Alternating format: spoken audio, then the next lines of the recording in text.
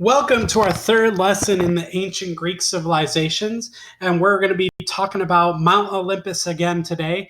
Part 2 of our read aloud. We're going to be hearing about some other gods and goddesses today, and we're going to be learning more about them. Before we learn about our gods and goddesses today, we're going to go through our vocabulary words. So again, I'm going to read the word. You repeat that word after me. Independent.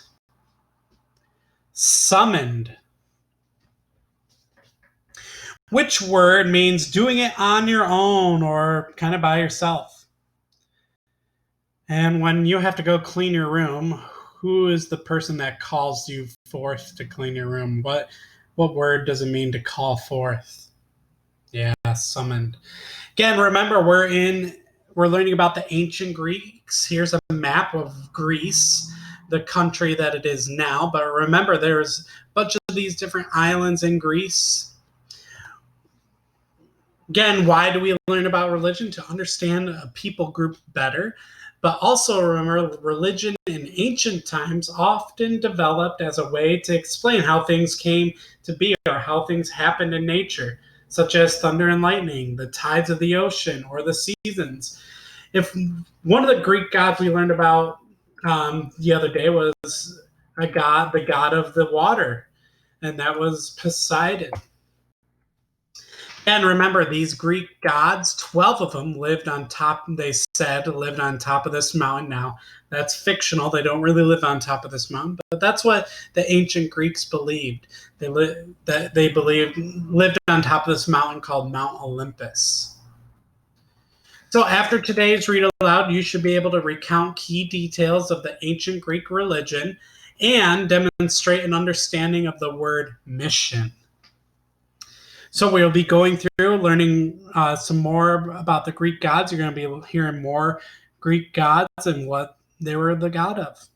So as we go through our read aloud today for Mount Olympus Part 2, I want you to listen to the second part of this story to find out who the other important gods and goddesses of Mount Olympus are and why Zeus had summoned them all here.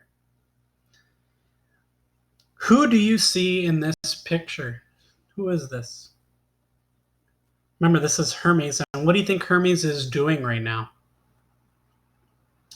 Hermes, messenger of the gods, was on a mission for his father Zeus, the king of the gods. A mission is a special job or task. What is Hermes' mission? That's right, he's summoning people for Zeus. Zeus was calling the most powerful gods back to the palace at the very top of Mount Olympus. Already, Hermes had passed along Zeus's message to Apollo, the handsome god of music, poetry, and light, and to Apollo's sister, the huntress, Artemis. Hermes had also carried the message to Zeus's brother, the mighty Poseidon, god of the sea. Hermes' task was not yet done, however, and now he hovered above Greece, looking and listening for the signs that would lead him to the next god he wished to find. This did not take long. In the distance, Hermes saw flashes of light from the earth beneath him. Flying in that direction, he soon heard screams and angry shouts. And now he could see below him two armies engaged or involved in a battle. The lights Hermes had seen, flashes of sunlight reflecting off armor and weapons. The soldiers of one army were pushing back the soldiers of another army, which had now began to run in a panic. Perched on a high cloud above the battle, and clearly excited by the spectacle below, stood Ares, the god of war. Dressed all in red, tall and strong he stood, and his smile grew broader as Hermes landed beside him.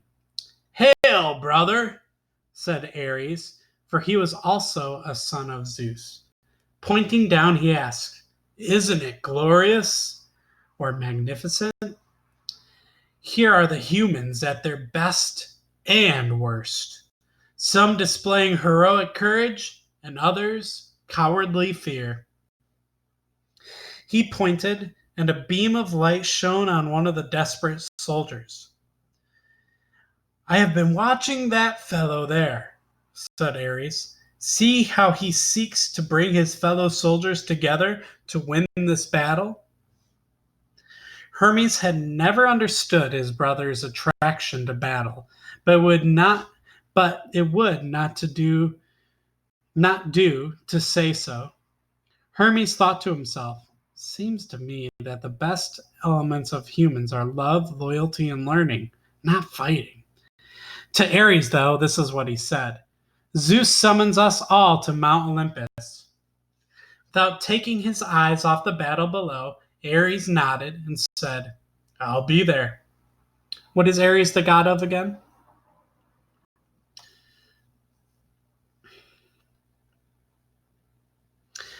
But Hermes had already flown to the Greek city-state of Athens.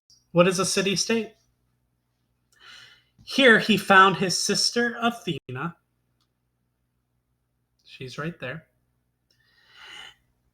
His sister Athena, another daughter of Zeus and goddess of wisdom and war, walking among a grove of olive trees. With Athena was Zeus's sister Demeter, goddess of plants and the harvest. In her wise, intelligent voice, Athena was saying, "And so, dear aunt, would you please make sure that this year's crops of olives is especially plentiful for the people of Athens?" The word plentiful is like the word abundant. It means a great amount.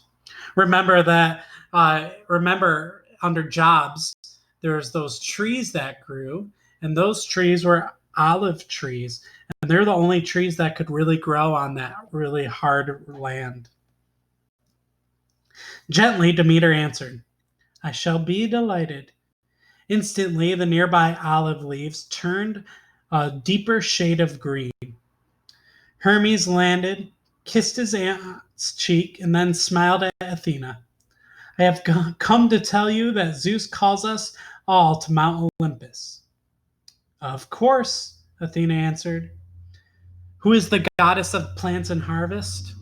Remember, that would be Demeter. She's the goddess of plants and harvest. And then who is the goddess of wisdom and war? That would be Athena, right there.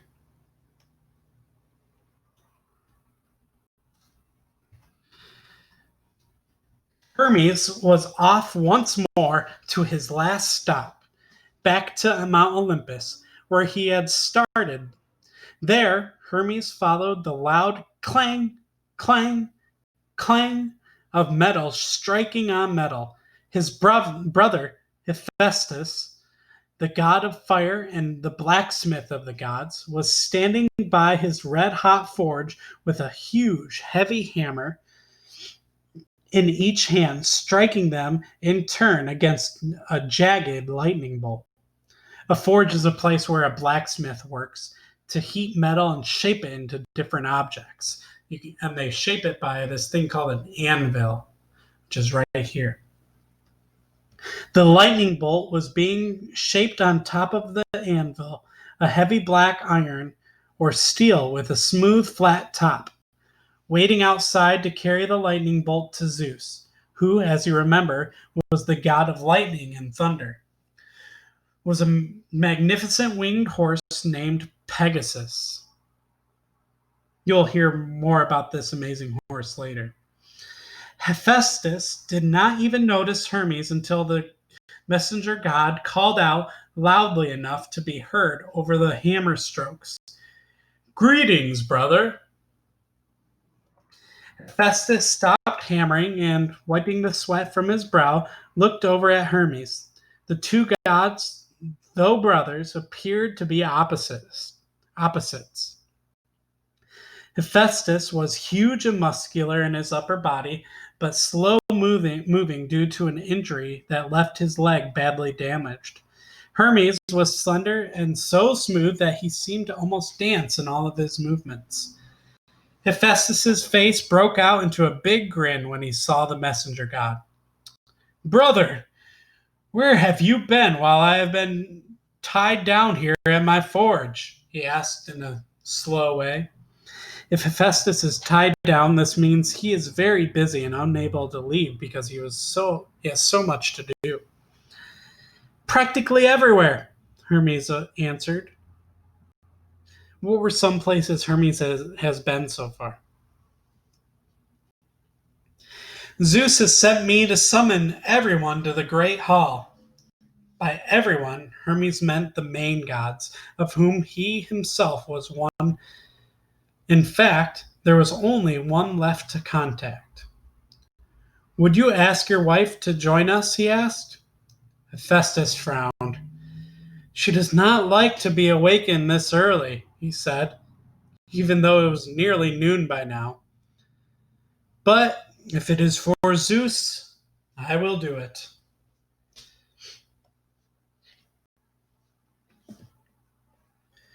Hephaestus' wife was the most beautiful of all the goddesses, the goddess of beauty itself and of love, Aphrodite. Aphrodite was as used to luxury or comforts and pleasure as Hephaestus was to hard work. Hephaestus told Hermes, "We will come." Finally, all of the gods and goddesses had gathered. So right here is Zeus, and one goddess we haven't heard about yet is Zeus's wife, and she's right here. Her name is Hera. Can you guys name all the gods and goddesses in this picture?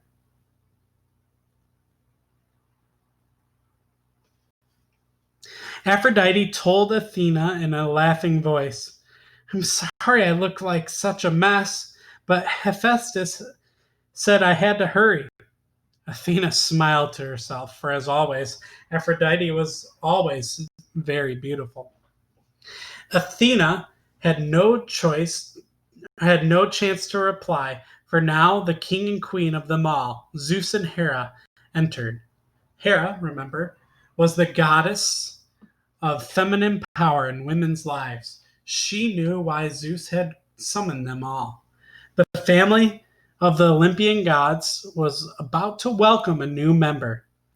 Zeus raised a hand for silence, smiled, and announced, "Today is a special day. Today we invite to join us here on Mount Olympus a new god, the youngest of us all. Humans will worship him as they worship the rest of us." Zeus continued, "Welcome among us Dionysus, god of wine, pleasure, and theater." Suddenly there appeared a handsome fellow with laughing eyes, a lazy smile, and dark curly hair. Dionysus spoke in a light, easy tone. "I am honored. I shall teach the humans to make wine and raise cups of it in praise of us all, and they shall dedicate their finest plays to the gods and goddesses. In these ways, I hope to provide pleasure to humans and honor to us all."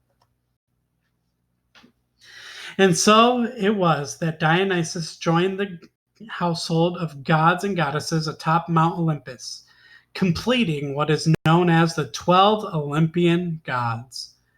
Again, does anyone want to name all of these gods and goddesses? All 12? So let's go through our comprehension questions. Did Hermes accomplish his mission? Yes or no? Why did Zeus summon the most important gods and goddesses to Mount Olympus? Did you hear about any more gods and goddesses in this read aloud? We're two that were the gods of war. Anyone remember those two gods?